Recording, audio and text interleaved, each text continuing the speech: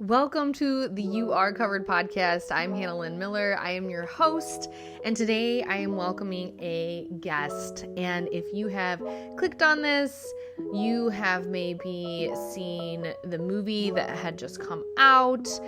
Maybe this has been a conversation for you. Maybe you're just interested because you want to be able to protect the children in your life. But I think this is a great conversation, and I'm really excited that I'm not the expert on this topic and that we have somebody to speak into it. I want to introduce to you Charity Parenzini, and she is a professional media producer and writer. She started a simple side project to help professionals understand and identify human trafficking on the job. Almost a decade later, she has expanded her simple project, the America Unchained Project, to national and international education opportunities in a wide base of professionals, community leaders, and parents. So she's an expert on this topic, and she travels around. She does a lot of speaking engagements talking about human trafficking and how to protect children from this modern day slavery. Okay, well, I have Charity here, and she is going to cover an important topic. Charity, can you tell us a little bit about yourself and what you do? Yes, I will keep this brief. I'm the creator of the America Unchained Project. It's been almost 10 years since it started. I know that because my son was 1, so I just have to take a 1 off of his age. He was wee when this whole thing started, and it started and is still mostly a media-based company in that we try to provide either classes or online. We also do live presentations with a lot of media heavy stuff in a good way. We try to do downloads, and essentially our goal is to educate people on how they can play a part in the fight against human trafficking. Initially, it was for just providers and teachers and law enforcement, but we've expanded to parents as well as anyone who takes care of kids at all, even youth leaders. But our goal is to empower people, not to discourage people.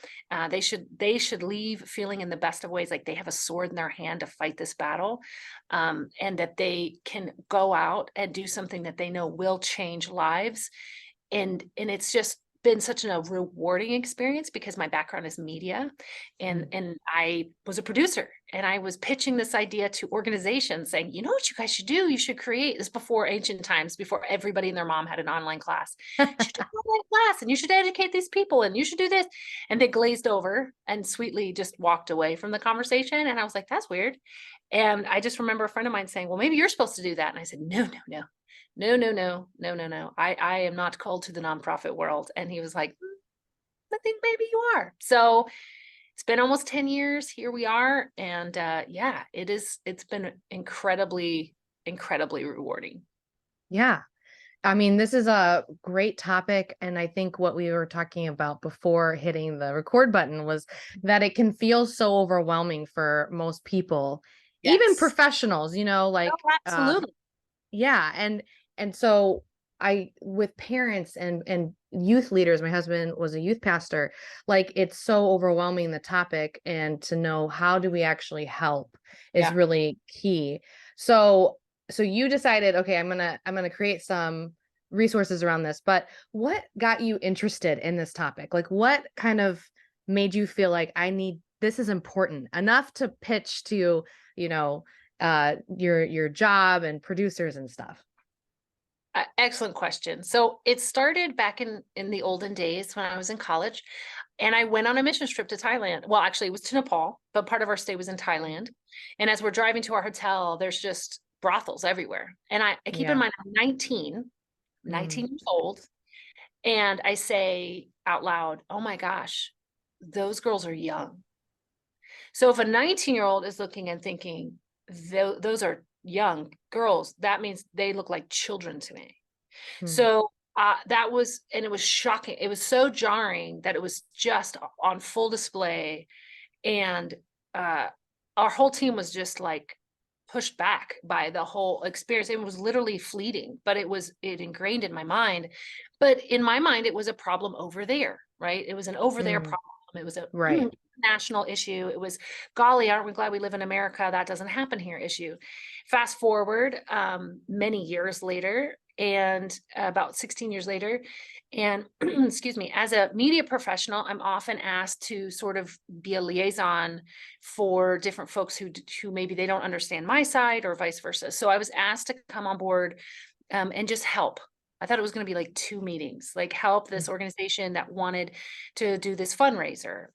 And it was with a bunch of folks down in Los Angeles, and he didn't understand that industry. And so I was just there to help kind of give tips. And it ended up, I had a lot of favor with the folks in LA, but that fundraiser didn't work out. And I'm like, okay, no big deal. But in the meantime, everyone said, what are you going to do if the money's raised?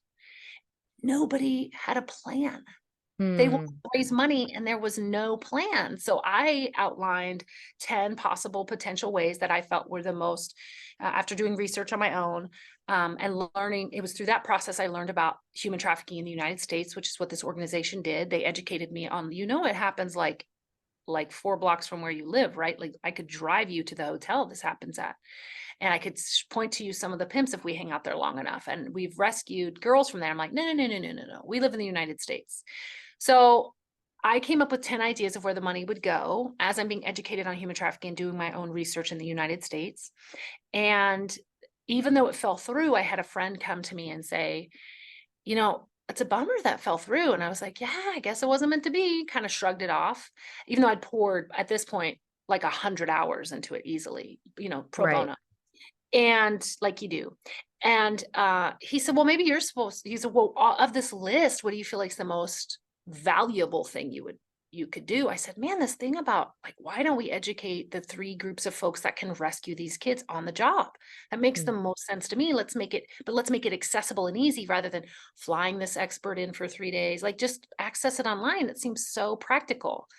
And he said, I think that is practical. And that does make a lot of sense. He himself was in the nonprofit sector. And he said, he said his wife's name, he said, me and my wife really believe in you. And he's like, and we believe this is a valid idea and we don't think you should let it die. And he slid me a check across the table.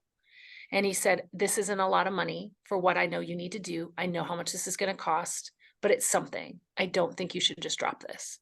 So of course I start crying for 2 reasons. One, I was shocked. And number 2, I didn't want to do it. I was like, but I didn't want to do this, Lord.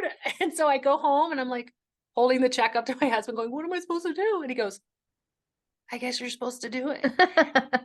And that was almost 10 years ago. And Wow. God has provided whatever. If he gives $10, I use $10. If he gives me $300, I do something for $300. And it's just been that way since the beginning. And it's gotten bigger and bigger and in the best of ways, not like national fame. I mean, I guess I should make a short aside. Like the theme of this conversation we're about to have, everybody, is you do not have to be big to make big impact, right? You don't have to be known. You don't have to be famous. You don't have to be, well, there's already 4 organizations doing that. Well, there's already 15 other people who do this. Well, you have different connections than they do. And it's not about saving 1 million kids. It's about saving 10 at a time, 1 at a time. And I think that's why this is an overwhelming issue. Is I was even overwhelmed initially, like, what? And just to be transparent, God showed me while I was doing research. After I had this check, I was propelled, and I'm doing all this research, which, by the way, friends, stop it right now. If you're reading all these terrible stories, and here's why. God says to focus on what is good, what is just, and what is right. And this is a very unjust, wicked thing. And so I tell people, listen, if God woke me, I had a nightmare and I was sweating and crying because I had a nightmare that my boys were being stolen out of my room because all I was doing was trying to do reading research. the stories. Oh, yeah. Like this constant feeding of sadness and overwhelming misery. And I remember the Lord impressing on me, this is not what I asked you to do. And it's true. And what I knew in that moment and what he showed me very quickly in a very, very quick amount of time thereafter was I was to use my skill set to the best of my ability to do what I could.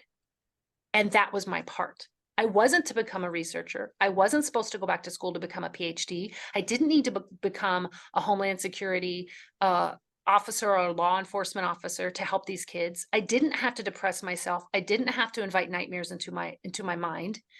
I was going to stay distant from the nitty-gritty and the dark, stick to the practical and the empowering, and that's my job. And I feel that's the job of all believers. You do not need to know pornography is evil and wicked. You don't, let me rephrase that. You don't have to go look at a bunch of porn. You shouldn't be looking at porn. Right. Yeah. You don't have to read a bunch of nitty-gritty stories, and they're out there of human, but then it becomes this weird, like, voyeur kind of thing. You become disempowered that way. But we can say, no, we know God has called us to help, to protect, to call out truth. We can still do that without knowing all the nitty-gritty. There are already people who get paid not nearly enough money to go online and track kids, and it is the darkest of jobs. We don't need to duplicate that job, especially if God's telling us to stay distant in that way and stay healthy in that way. So yeah, that's a little bit of a buffer to kind of how I got started, but also what God showed me in those early days. Like, do what I've told. That's so important. Yeah. Yes. Yes. I think that's so important because it can be such a heavy topic, and to really protect our minds against evil and as Yes. we're fighting this fight, and so as we talk about what we can do to prevent human trafficking, I think a big thing can be for parents. So what would 100%. be your biggest advice for parents to protect their kids from sexual predators? Okay, well, I'll start with this caveat. My biggest advice is I'm gonna send this to Hannah, is link below and just take this class that I'm about to give Okay. you guys with a Yes. code and a passcode. And the reason I say that is if you could take one thing away, it would be know what your kids are doing online. That's my one take. If that's all you Yeah. remember today is, I Yes. don't know what my kids are doing online. Between 83 and 87% of parents have no idea what their kids do on social media. They don't know who their friends are on social media. A friend of a friend is a stranger. Okay. If they have hundreds and hundreds of friends, no, those are not their friends. There's no way. If they have 20, 30, I mean, that makes sense. These are actually their friends, but a friend of a friend is a stranger. There's also, I won't go down the rabbit hole, but you've got to know what your kids are doing online. This class prepares you for that. It tells you how to look at their phone and know. If I'm just being honest, don't give them access to the internet. You do not have any clue. So right now, let me do a sidestep. There's like 3 different reasons I say that. Number one, it's preparing them to be, especially girls, but if they have constant access to the internet, especially social media, these girls, it has been proven time and time and time and time again. We've had social media a long time now, y'all. It isn't like a year old. These kids, and maybe even some of you listening, were the guinea pigs. And you know what? Yeah. It's a failure. There is a nothing but net negative as far as emotional dysregulation. There is depression, anxiety, suicidality. I tell parents now, because I'm working on a training, it's a precursor to the prevention of human trafficking, because everyone asks me, what makes these kids so vulnerable in the first place? And there is a list of 7 symptoms that make them so vulnerable to predators getting to them. The number one is they want to be loved. They want to be loved and seen. Yeah. Mm-hmm. We know as Christians that our identity comes in Christ, but when social media is telling you your identity, it's breaking you down. Secondly, it opens the door very wide to sexualization, over-sexualization of our kids. So they think it's normal to be sexy at 11. It's being pushed on them by men and women. This isn't just a sexist thing. I hear people go, well, that's sexist. I'm like, whoa, have you seen some of the pop stars out there that are women? Like, it's coming and going. But at the same time, it's over-sexualizing them. It's creating in them a desire to be sexy and sexualized before they are literally cognitively ready. God made our minds. He gave us a spirit and we have a soul, but he gave us a mind, and our minds are literally being bent out of shape. Look at the brain scans of kids that are on social media, gaming, pornography. So I would say, again, the number one thing is know what your kids are doing online. Never let them take a portal to their room. It is a portal to everyone in the world. If you wouldn't let a man open your front door, 45-year-old dude, walk sashay through your house, open your kid's room, boy or girl, and sit on their bed and shut the door, Sweetheart, that's what we're doing when we hand them the phones and give them internet. You need to know what they're doing online. And I know people really resist this. They think this is like a rite of passage into adulthood. And I'm like, no, it's really not. It's a rite of passage into a lot of problems you don't want your kids to have to hurdle. I talk to people who deal with the aftermath of what Yeah. these kids are experiencing online. And it's not about privacy. Mm. Children do not deserve adult level privacy. They are not adults. They aren't. So we're giving children adult level privacy on machines that offer the entire world to be at their fingertips 24 hours a day. Not only are they getting terrible sleep, but like I have a phone bank in my house. It's just always been there. My kids don't know any different. My teenagers do not have a phone that allows them access to the internet. We have tablets, we have computers. They need to work on school. I get it. But they do not need to be doing this 24 hours a day by their bedside. They just don't. So Mm. that is the number one takeaway. And again, there's a class below that goes into how to look for what, how to guard, how to protect. There's a lot of detail to that. But that's the number one thing is you've got to know what your kids are doing online. Who's talking to them? Who are they talking to? What are they posting on TikTok? What are they inviting? And that desperation to be liked, that desperation of Mm. validation and identity. And I've read so many books, whether they're atheists, agnostics, or Christians, and they're all saying the exact same message, which means that not only is there science to back it up, but the science is undeniable in how to interpret it. Those are two different things, right? Here's data. How do we interpret it? This is what medical professionals do. But when here's the data and everyone's interpreting it the same way, it's undeniable. And that is, these kids have lost identity. They have no identity. They have no identity and they are seeking identity. And that's biblical, right? We have our identity in Christ. Christ even, we talk about that. David torments over that. He wants to be known. We want to be seen and loved. And so there's so much biblical principle in how to guard your mind and your heart and your soul. But when we hand our kids the internet, we aren't guarding them. They're Mm. left to guard themselves and their kids. They don't know what they don't know.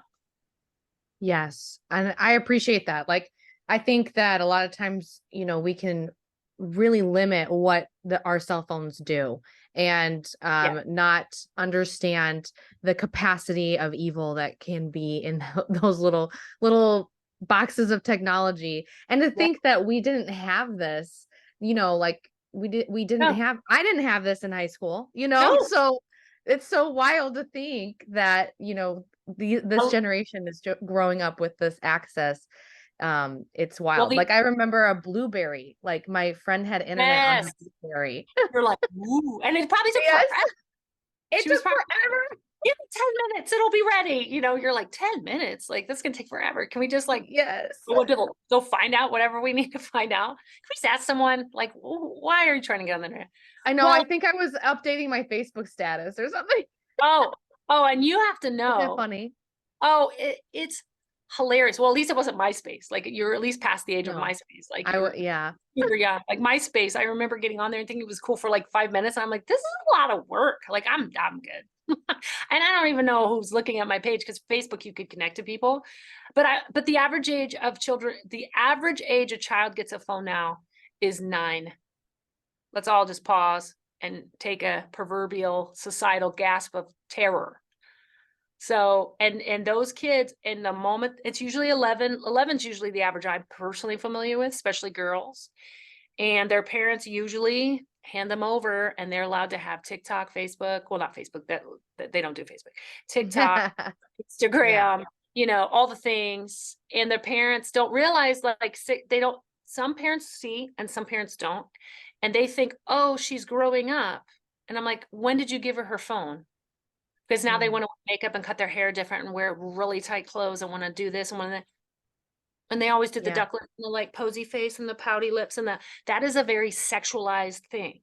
Like people Mhm. don't realize that how you pose your body and how you elongate your face, they don't necessarily know what they're imitating, but they're often imitating highly hypersexualized things. It's not just you and your buddies like, hey, we're going on a hike today. It's like really pouty, constantly going through filters. They're spending hours a day filtering one picture.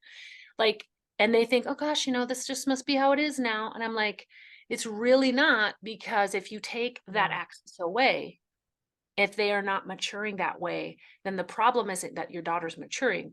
The problem is the influences that are seeping into her heart. And as parents, we have to be willing to let our kids throw fits. Sorry, because when I had to tell my son this, because in his own way he was sort of throwing a fit with me, a mature one, mind you, and I said, buddy, I need you to look at me. I will die, and I will stand before Father God, and I will be judged on decisions I made in raising, and I will make mistakes. Wow. But I will have to own every decision I make. And if I know better and I don't do it because you think it's a better decision and I know it's not, you're under my house. I will be judged for that.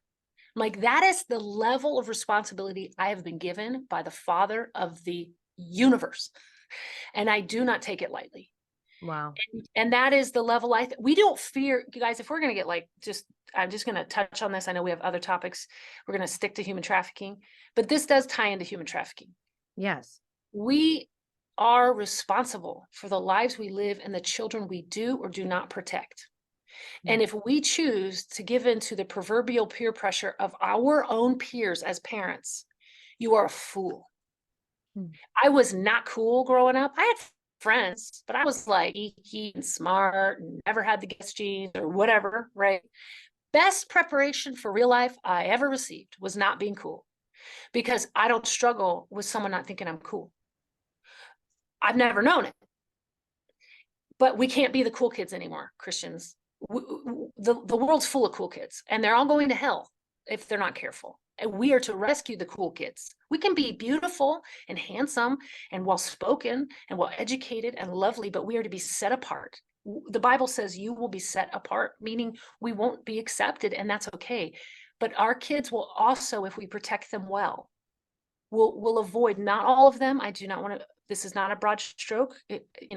I have struggled with depression. I have seen many kids walk through it. This is not a condemnation, but it will be the most preventative way to guard them from added on anxiety, depression, suicidality, obesity, etc. If we guard them from the world that's coming to consume them, and the first thing that it shows up in is these phones. They're coming to consume your child, and we've got to guard them. So that is the easiest way parents can start protecting their kids from all sorts of grooming. And some of that grooming is the over-sexualization of our children. Boys looking at porn as young as 11 regularly, girls being over-sexualized by the fashion industry as young as 6. Before they themselves know their sexuality. Like they're innocent. They're innocent. They don't realize that the booty shorts. I just saw a 7-year-old in booty shorts, and I was like, no. I don't have a relationship with the mom. Didn't say anything, prayed for her, but she was so innocent. She didn't know. Yeah. So sweet. So it's not that but to be sexualized before you're sexual, it's not doing our children well. It's harming them. Yeah. We have to be set apart. We have to be. And I think too, it might sound overwhelming to protect and to filter through your phone, but honestly, it's not that hard. And me and my husband, we lock our phones down, like, to protect us. 100%. So I don't know why, like, I'm shocked at how, parents don't do this now, so I think that it's really important to keep talking about this topic and how we can do that. And it's really not that hard. You can do it. Also, the fit thing, listen, I put my mom through a lot as a teenager. And it was when everything started with social media. But I look back and I thank her. So like, I am so thankful that she was so protective. I thought she was crazy until I was 25. Yeah. And that's okay. And I'm just saying this, ladies and gentlemen, there's a spiritual growth. There's growing into your identity and who you're created to be. And then there's your mental growth, and the mental growth. Yes. Does not seal up and become what it's meant to be till you're around 25. So parents, the best, the worst, and best enemy you have is your cerebral cortex, because you have one that's fully formed and your kids don't. So they're Yes. not rationalizing. They don't have critical, you're having to teach No. them critical thinking skills. They have no foresight. They have, they have nothing. Like they're like, and you're like, you see where it's going. That is non-existent in their world. They don't have a It's clue where true. this road takes them. So, Mm-hmm. if it's going to take them off a cliff, I mean, jump in front of them and it's like, I get it. I get it. This is, you stay calm. I know it's hard. Yeah, I know. This is hard. But there's also so many phones that don't even access the internet. The Gab phone. There's one I think that's called, oh shoot, pin. I don't remember the other ones. I'll send them to you. Yeah. Techless phone. It's a super savvy, cool one. And it has maps. Like I like the Techless phone because I'm like, I need to know where I'm That's going, you guys. nice. Yeah. And then I use my tablet for being online. And that's not because of my kids. Honestly, that's because of me. Like Yeah. I was like a total zombie, like on there. And I'm like, I'm becoming like, I don't do this anymore. I don't do my activities anymore. I don't, bake as much as I used to. I'm not trying to learn new things, which is what I used to do without the cell phone in my hand. And so, yeah, we have to check ourselves too. And it's not condemnation, you guys. This is like, some of you are going to hear this and go, I never thought about it. And some of you are going to hear this and the enemy would want you to feel condemned. No, you don't know what you don't know. And I would just say, invite the Lord into that decision. Jesus, what do you want? Help me. Give me some, I'm Yeah. going to do some research, God. You help me sort through the truth here, what the truth is, and we're going to go from there. Yeah. No, I love that. So what would you say to someone who's not a parent and just is passionate about this topic, and it's just like it feels so overwhelming. I don't Yes. really know where to start. How can I help? What would you say to that person? Two things. Number one, if there's any kids in your life, I would take the class below. I think it's just an important, interesting way of knowing that perspective. So you can encourage people who are parents in your life, because they got a lot going on, you guys. They may not be, they don't even know about this class per se. And you're like, hey, I just watched the class. I think you should learn. It's super interesting. And I'm not condemning. The class is not a condemnation fest, you guys. We do not have time. Like that is not of God. Convictions of the Lord, condemnation is not. So we don't even go there. Secondly, I would say, truly, truly, truly, what do you do? What is your profession? How can you learn on your job, even if you're a stay-at-home mom? Well, again, if you're not a parent, so taking that out. Even if you're retired, okay, and you don't have kids at home, and you don't have grandkids yet, whatever it is. Maybe you're single, you've been single your whole life. You're like, I feel helpless. I want to help. Go maybe get some basic understanding of what human trafficking is, and maybe join groups that help keep kids safe. Like when I was a kid, it was like a kid safe home. I know now they don't do that because it could be creepy, but you can take kid safe classes, how to volunteer, for heaven's sake, seriously, at a youth center, at an after school program. If you know a single mom or a single dad and those kids are home a lot, and you can build genuine rapport with them, and you can say, hey, I just want you to get to know me, so that so that you can just know who I am. And if your kids are ever home by themselves and they need help, I just want you to know I live 2 doors down, and they can my door if they need anything, if you need anything, help the single parent. Also, again, the occupational understanding. We do offer occupational centric classes. What can you do on the job? What are you looking for? I don't care if you are a grocery store clerk. There are people all the time walking in and out of your life. And if you just know the signs of what to look for, you will just start noticing things. And it may not be human trafficking, but oftentimes, unfortunately, it's like domestic abuse or trauma. These do overlap, these worlds.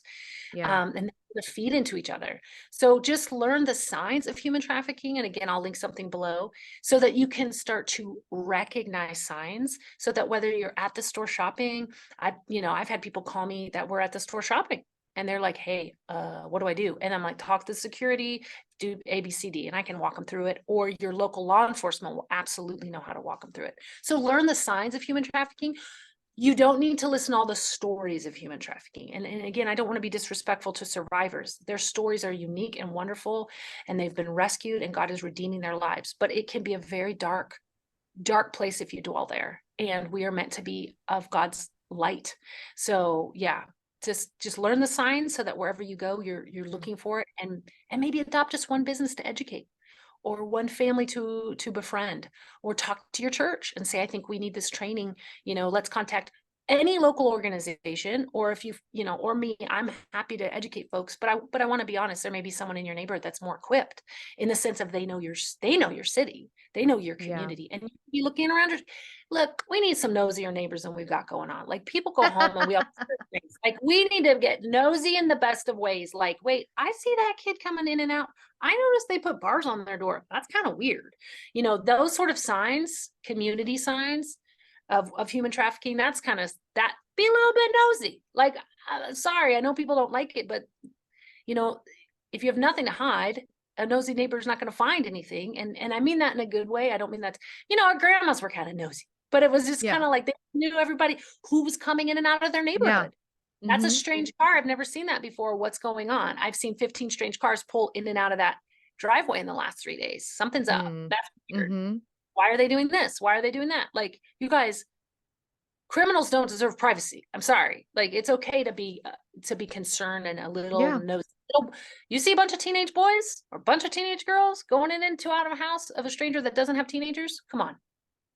Check it out. Listen, I will just say, I've known too many kids who have been victimized in broad daylight. And it's because we just didn't know what we were seeing. So educate yourself on what to look for in a healthy way, and report it. That's the number one way. That's great. So helpful. Well, Charity, thank you so much for spending time with me today on the You Are Covered podcast. And we'll definitely leave those links down below. Thanks for listening and watching. Can you make sure that you are subscribed so I can see you again?